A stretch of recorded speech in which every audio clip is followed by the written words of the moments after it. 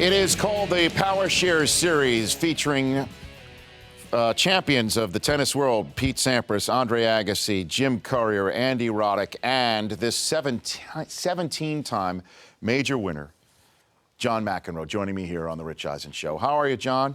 Rich, how's it going? I'm hanging in there. In there. Where do I find you? In the Windy City, Chicago? I'm in the Windy City. This is the fourth stop on the 12-city tour, so it's my second day, and looking forward to seeing if I can figure out this challenge system a little better. I didn't do too well last night. So this was against James Blake last night. Right. And again, there are no human beings on the line making these calls. Just the chair umpire. Okay. And then there's you making the calls yourself with your opponent last night, Blake, and then there's the Hawkeye as well, correct? That's correct. So it's we did this as juniors growing up, but the difference is we have this challenge system, so it can be used in a variety of ways, including getting a little rest when needed for the old guy. So it's a strategic play, even though you know it's out, you're calling for a challenge so you can get a blow. Exactly. This is obviously things will be tinkered with, especially if they ever decided to use it on the real tour. But for the moment, there's unlimited challenges, which allows you to sort of get that breather when and if you need it. And, if I'm playing a guy like Blake or Roddick, who are about half my age, boy, do I need it in some of these rallies. Yeah, so now when you said junior tennis, is that really the last time you called, obviously, your own? The last time I called my own lines was in the juniors. That's correct. I went to Europe in 1977. That's where I sort of first ran into trouble, and a veteran player by the name of Phil Dent said to me, look, if you want to question a call now, there's linesmen on the court, and you should talk to the umpire. And then this light bulb went off in my head, and I ironically ended up playing him again at Wimbledon about a month later in the quarterfinals, and that was the first time that I recall ever questioning a call on a tennis court, and sort of got booed. And I thought it was pretty funny that people were going after me, and I actually started throwing my racket around just to test and see what they do when I did something like that, or kick it around, and started trying to break it with my foot. And the rest is history. Yes, it is. And speaking of history, Phil Dent's son Taylor was playing in the U.S. Open when I was covering it with you on CBS. That's last correct. decade. There's not too many players whose kids have made it, and he was one of the few that actually did pretty well for a while. Unfortunately, he had a lot of injuries, and wasn't able to sort of go out there as long as he wanted, but he hit serves in as big as Andy Roddick. Right, and didn't he serve and volley a lot too, John? He was sort of a throwback, a classic serve and volleyer to the days. People wonder why the game's changed so much. One of which is three of the four majors used to be on a grass court, but there was a lot of bad bounces. The grass didn't play as true as it does now, and if you saw people taking these wild, huge swings like, say, Nadal does when he plays, you would have wanted to play a guy like that back when I was playing, because he would have whiffed on half the balls, because there would have been a ball that would have taken a hop much lower than he anticipated, so he would have mishit a lot more balls. So I think that, in a way, I wish that they had those courts when I was playing, because I think you would have seen more strategy, and you would have seen some players that would have chosen to stay back, but myself, a guy like Edberg or Rafter, and some others that would have continued to play serve and volley, and I think that would have been interesting to see Sampras play against Djokovic or against Nadal or Federer at Wimbledon.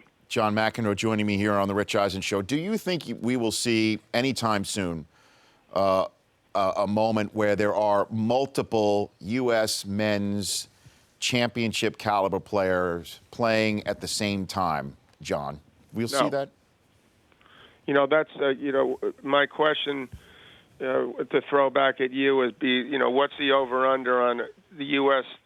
boy or young man winning a major and the Knicks getting their act together? So, because sadly at the moment I'm a lifelong Knicks fan, and I'm watching a total and utter debacle of historic proportions. So well, it depends. Is James Dolan in charge of U.S. tennis, John? That's the question. It's easy to blame James Dolan, but I believe in this case, because I thought the Zen master, hopefully he's got some tricks up his sleeve.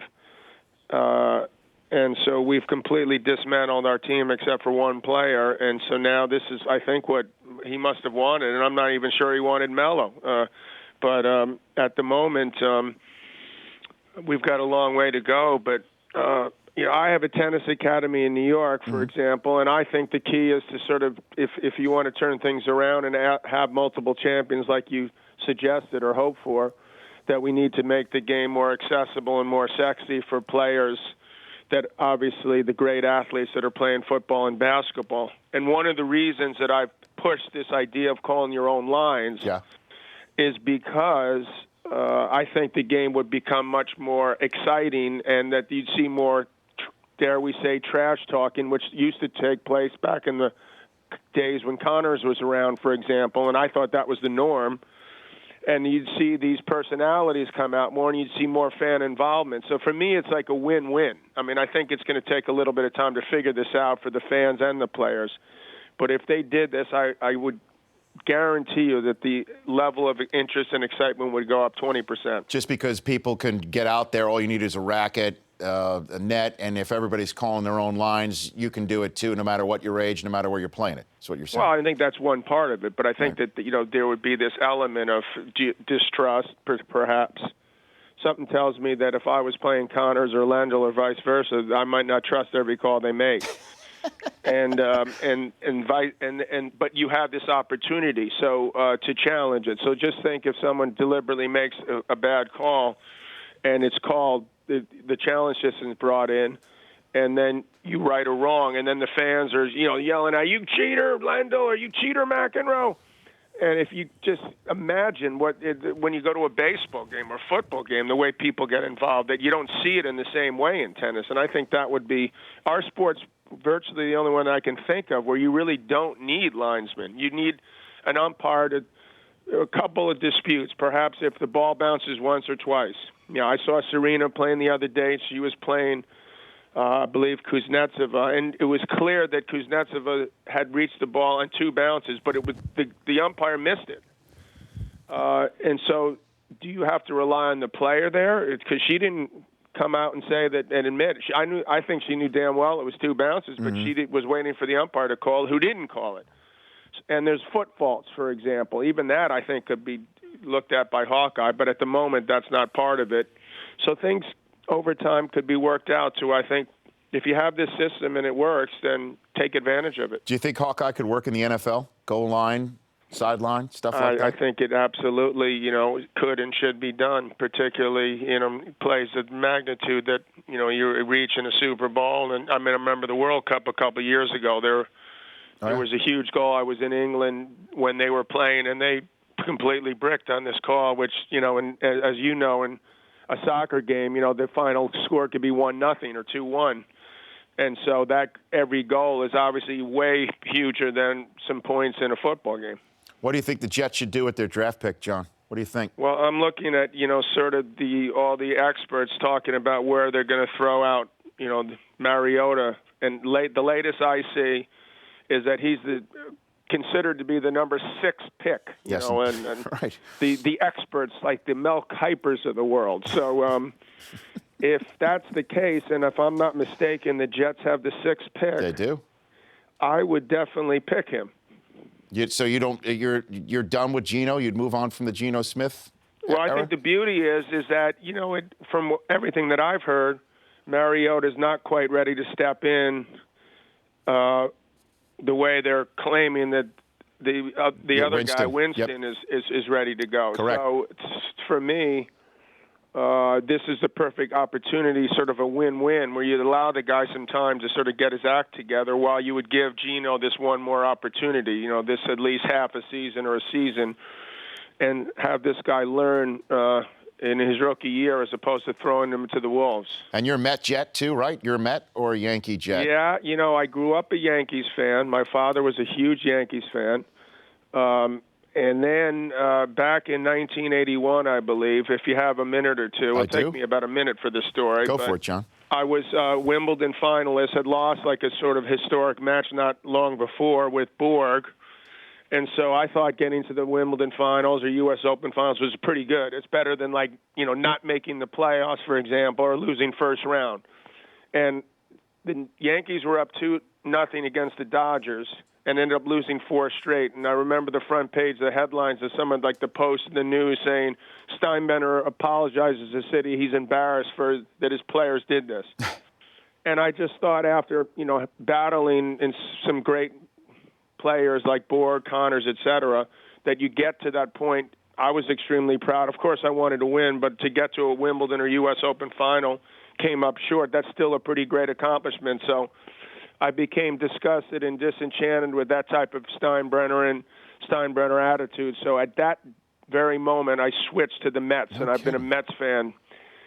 Well, it actually worked out pretty well for a while. Yes, it did. Little did I know that guys like Dwight Gooden and Darryl Strawberry and Keith Hernandez and others would appear, and suddenly we won a World Series. But certainly right now, both teams are struggling a bit, but it's been slim pickings for a while for the Mets. But I run into Matt Harvey a lot at events around New York, and There's just something about him that's really likable. And I was bummed big time when he got hurt, and I think this guy's going to energize the Mets finally. And it seems like hopefully finally they're going to get their acts together. Yeah, John, we had Ron Darling on in the first hour. He equated him to Namath in terms of personality.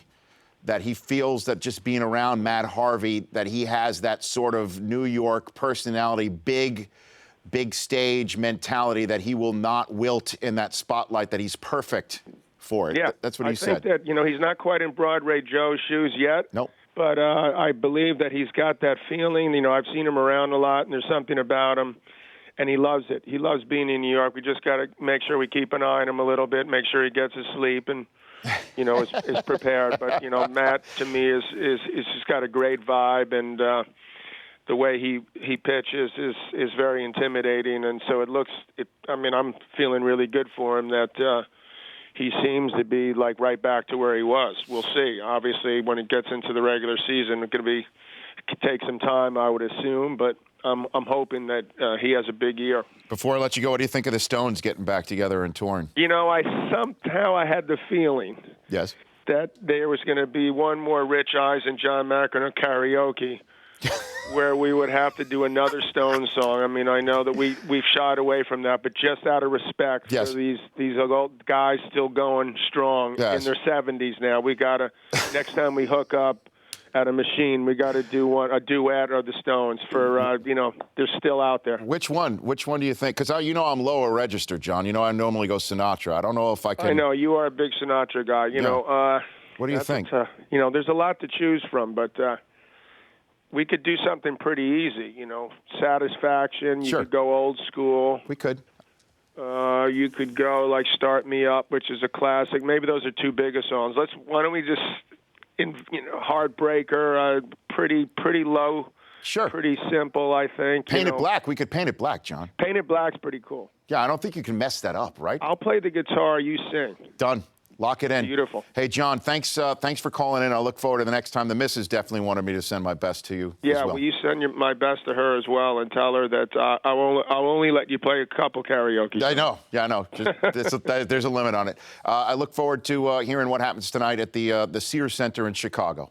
Yeah, it's going to be exciting. Thanks a lot, Rich. Take care. You bet. That's John McEnroe. Powersharesseries.com is how you can find out. The Rich Eisen Show, weekdays at noon Eastern. On Audience.